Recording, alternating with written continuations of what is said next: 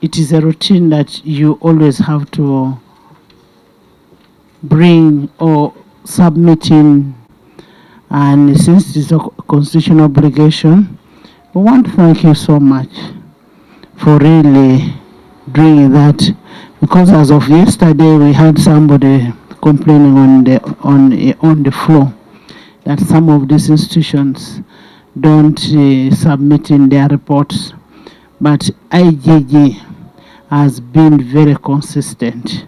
We want to thank IGG for that. And we want to thank you for the good work you're doing. We do appreciate the work that you're doing for this country. And it is you and us to bring change in this country. And we want to thank you for the work you're doing. And we will always give you our unwavering support as Parliament towards that. I also want to ask the Chair Legal that when IGG comes to knock on your door, I want you to accord them the highest support that they will always need, because they do a great job, which we do appreciate as a country. And we as Parliament, we know what you're doing, and the country knows what you're doing. We want to thank you. On that note, therefore, I hand it over to the IGG to hand over the report that they have brought.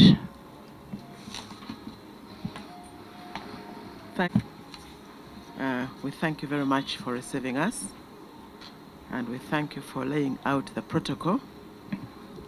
So since you have laid out the protocol, I will only recognize Chair of the Legal and Parliamentary Affairs right on the protocol that you laid out.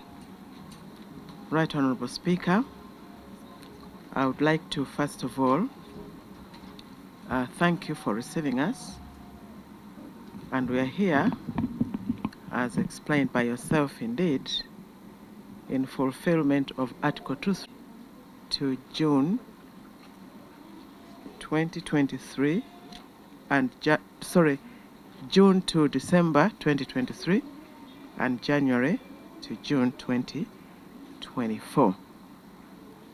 And before you is a delegation from the Inspectorate of Government deployed at the IG headquarters and 16 regional offices. We appreciate Parliament for enacting and enabling laws and appropriating the budget for execution of the Inspectorate of Government mandate. We also applaud your effort, Madam Speaker, and that of the committees on Legal and Parliamentary Affairs Committee and the Budget Committee that enabled the Inspectorate of Government budget to be increased from 79.4 billion to 81.7 billion in this current financial year. We appreciate that very much. We'd also like to register our sincere appreciation to all the members of Parliament for their continued support and good working relationship with the IG, and I'm hopeful that with your continued support, the Inspectorate will be provided with the necessary funding and support to ensure effective implementation of our mandate. This is a very crucial matter, Right Honorable Speaker, because our view is that the Inspectorate of Government is categorized as a consumptive sector, but in reality, it is not a consumptive sector.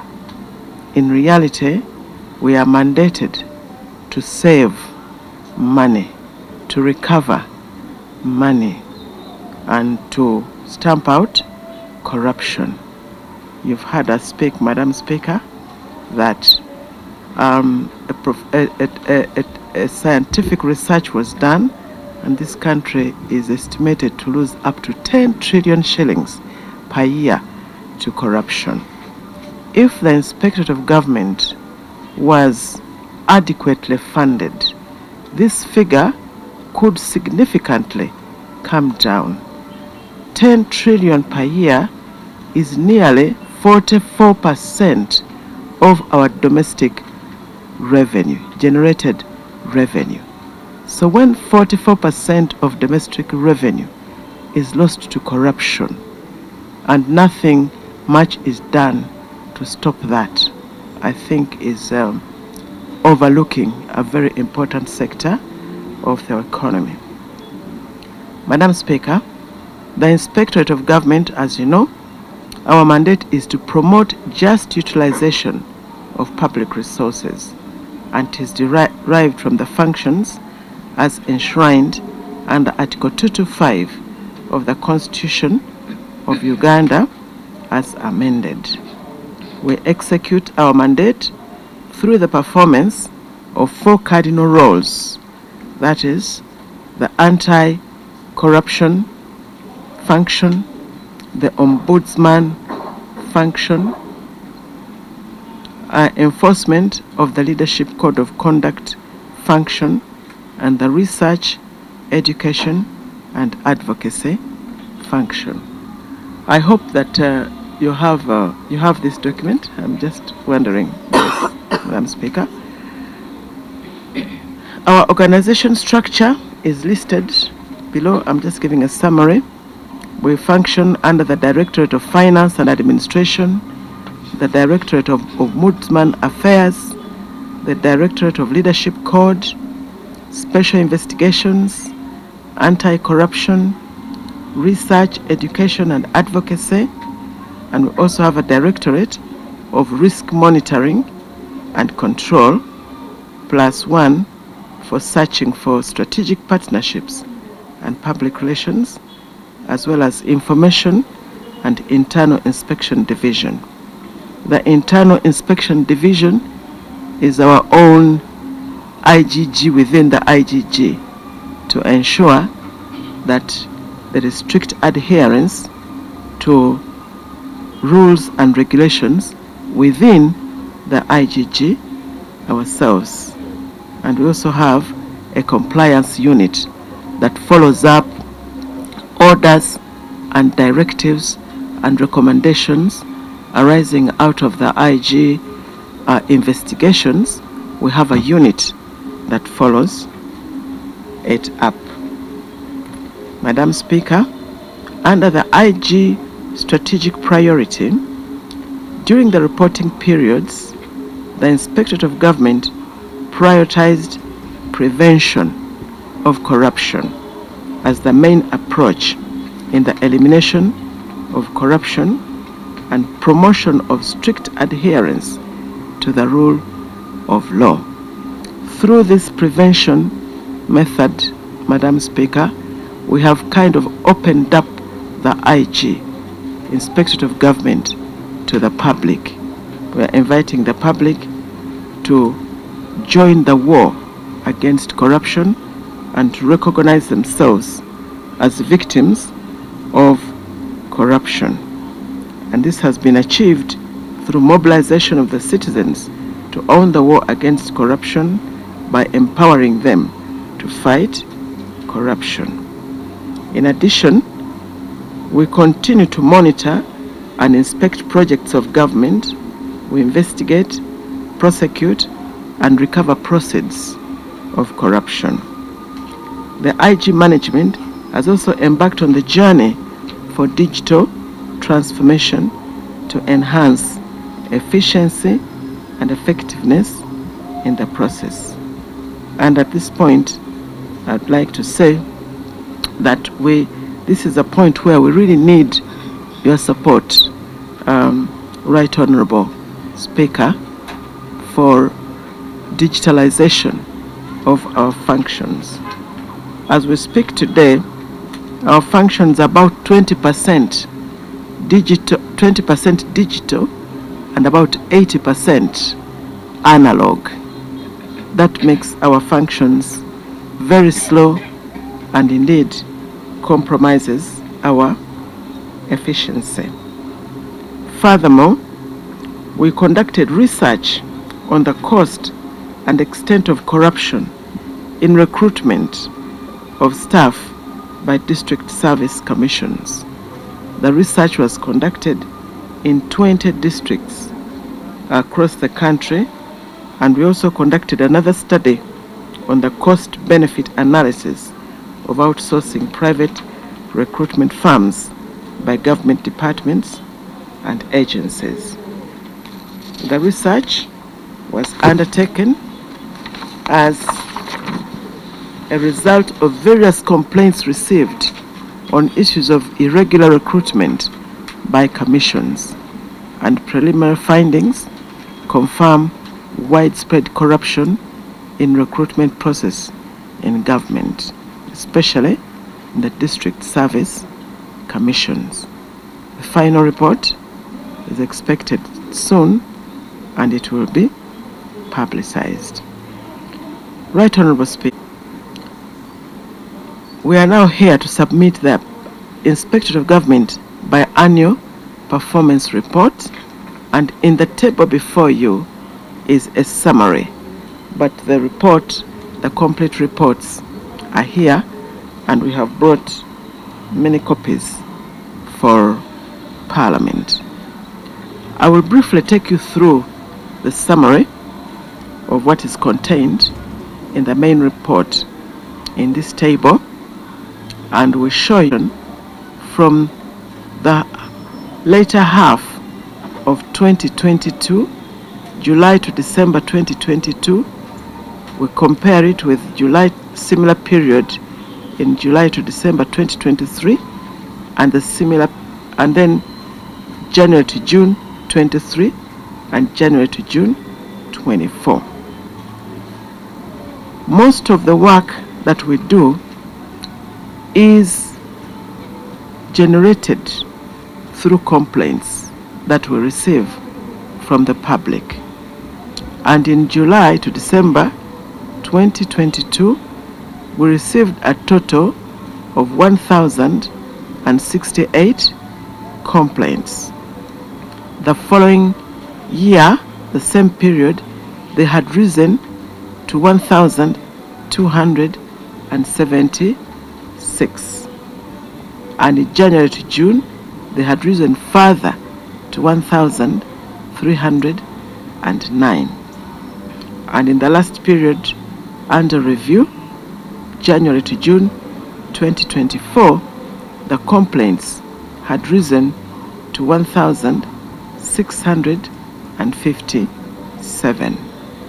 And we attribute this growth to our engagement with the public, so that people know more and more that they can report to the Inspectorate of Government.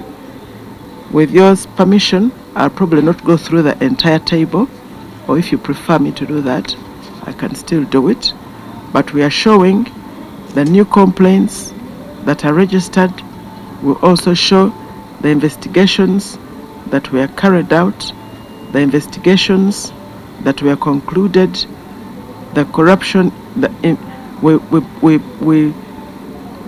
We divide them into investigations of corruption. Some are ombudsman functions, and others are in breaches of the leadership code. They are categorized in that way. We have also indicated the funds that have been ordered for recovery, ranging from 33 billion in July to December 2022, and then 10 billion in the next half of the year, and 15 billion in the other half of the years. This is the money that we confirm that was stolen, and we order that it be recovered. some of it is recovered in assets, and we have confiscated assets worth 2.3 billion, 2.7 billion, 5 billion, and this year alone 2.3 billion in assets have been confiscated. We have also cases for prosecution in court from 30, 40, and 25 and 38 cases that are in court for prosecution, and currently our conviction rate is 71%, the conviction rate. We do, Madam Speaker, you remember that you launched the declaration of assets period last year in March of 2023, and since that time we expected declaration from 380,000 public servants, and we achieved a declaration of about 88%, and we are supposed to verify all those declarations. This year alone we have verified about 532 declarants. Of course, a very, very small margin, but all this is because of resource limitation. The figure was raised by an amendment to this act from 25,000 people who are supposed eligible for declaration of their assets to 380,000 without raising the resources at all. And we find this anomaly necessary for Parliament to consider as the committee considers our budget. But we did raise this with our budget, with our committee that supervises us. We have, Madam Speaker, inspected this year alone over 1,000 projects of government. Government projects, we inspect them and we monitor their performance, and under the leadership of my colleague, we have inspected over 1,000 government projects.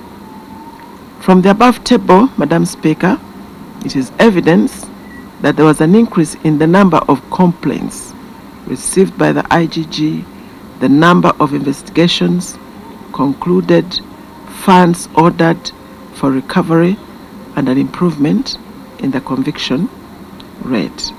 The increase is attributed to improvement in the internal processes such as prosecution-led investigation and increased citizen engagement. Madam Speaker, I would like to inform you about our major implementation challenges. The big one, of course, Madam Speaker, is inadequate funding by the Inspectorate of Government, and this has led to pile up of cases. We received so many cases, but we are unable, because of the limitations on staff, space, and funds, to deal with them all at once. So we have a huge backlog of cases. Actually, as I speak now, our system has over 5,000 cases waiting to be investigated. We also have a very old fleet of vehicles that are very costly to maintain. And Madam Speaker, we also have a very high turnover of staff due to lower remuneration compared to government agencies in the same category. For instance, the judiciary, they have, since the enhancement, they have much better terms of service and also terms of exit. And that sees a lot of migration from the Inspectorate of Government to the other. Of course, that takes away the experience that would have built over time, the resources we have built in training, and all that goes with it moves as fast as the staff move to other agencies. We also have a big problem of failure of government agencies to resolve service delivery grievances at source. Increase in complexity and sophistication of corruption in government. Most government systems, Madam Speaker, not just the IG, are still analog, which lacks audit trail and is hard to monitor. This leads to delays in services rendered and thus facilitating more and more corruption. Madam Speaker, I would like to end this summary with some recommendations. In order to ensure the Inspectorate of Government effectively implements our mandate, we recommend the following. We would like to ask for the following. 1, government, some of the outstanding activities that we have, government should provide a budget of 45 billion to enable the Inspectorate of Government head office project to be completed. This is a project that is running almost into a decade.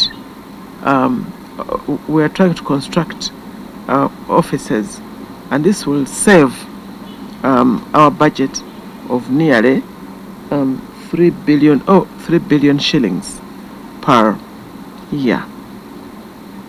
In addition, for digitalization, and this is a key requirement if we are to measure up to some of the institutions of government that we have to monitor that are highly digitalized. Our a journey for digitalization will require an estimate of $10 million. Government should also consider increasing the IG budget for operations, new vehicles, and equipment, and the 5th National Integrity Survey and staff training and recruitment. Madam Speakers, it is recommended that ministries, departments and agencies and local governments should establish or activate internal grievance handling mechanisms to ensure complaints are resolved promptly and effectively at source. We also recommend that government should fast-track digitalization and digital transformation in all government institutions, and also train oversight staff in forensics and cyber crime.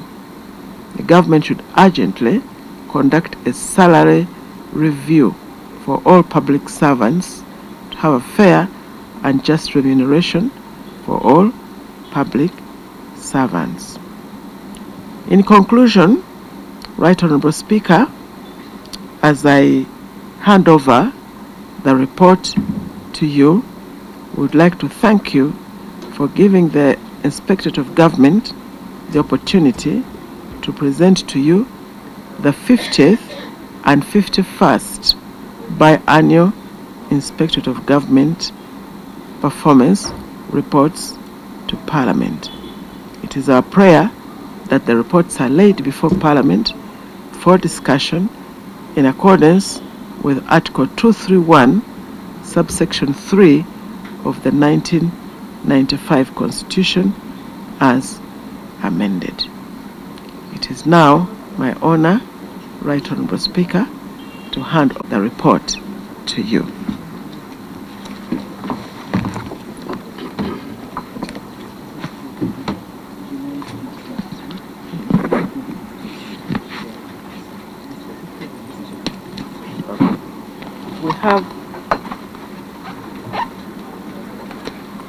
have two sets of reports, Madam Speaker. One, July, December 2023, and the other one is January to June 2024. And we were also joined by Mrs. Anne Dewey.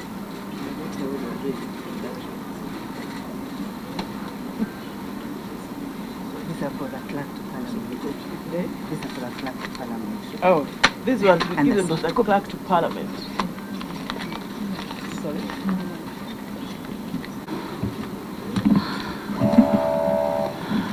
I want to thank Honorable Betty Camille, the head of IGG. I sincerely want to thank you for delivering the reports and complying with the constitutional obligation under Article 231 of the Constitution of Republic of Uganda. We sincerely want to congratulate you. And pursuant to Article 231(3) of the Constitution of Republic of Uganda, I will cause the reports to be laid on the House at the earliest time possible. And I'm happy the chair is here. And this will be referred to the Committee of Parliamentary Affairs for scrutiny and report back to the House. So we shall have these reports laid on table next Thursday. I recognize the critical and ever-increasing need that is in IGG in terms of budgetary requirement. I've just had your analog. I think you're one of the institutions that is analog, and it would be good if you went digital for you to do an audit trail to find out what is happening in all other centers of yours. So it is one of the things that chairperson you should consider looking at. And the issue of them having their own home. I hope you have visited the site. You visited the site, we need a report on that and see how best we can be able to support IG on that, because they are spending a lot of money on renting, and if we can get that money and we can get money to give them for completing the building, that would be a very good thing. As Parliament, we will continue with our role of oversight. We will always do oversight on you.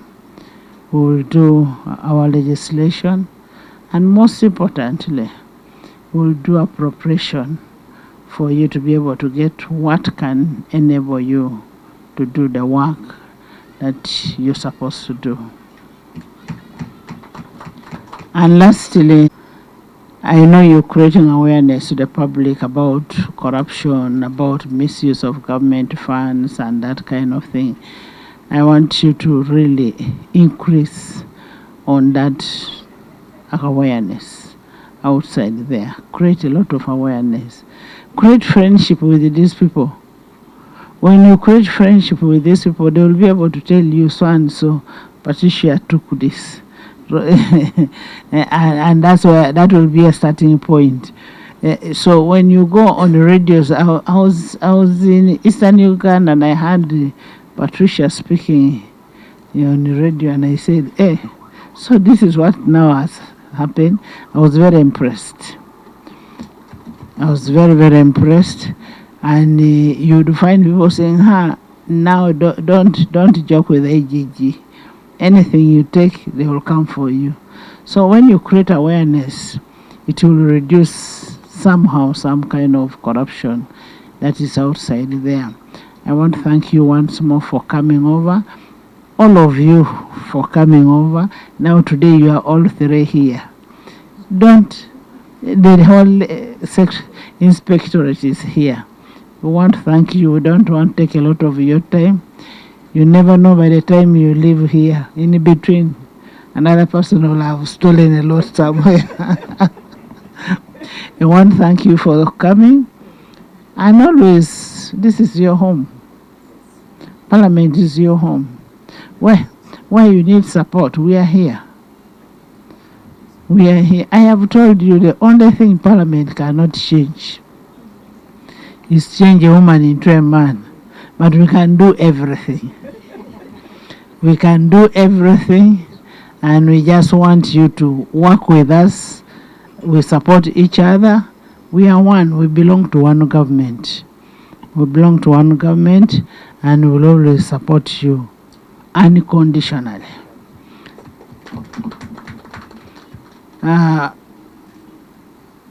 Without wasting a lot of good Lord for really enabling you to come and having that insight of saying that we want to have this report looked at, because as of now we are about to go for recess.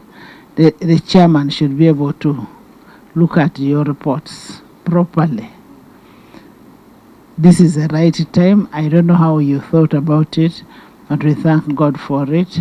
And I say all this for God and my country.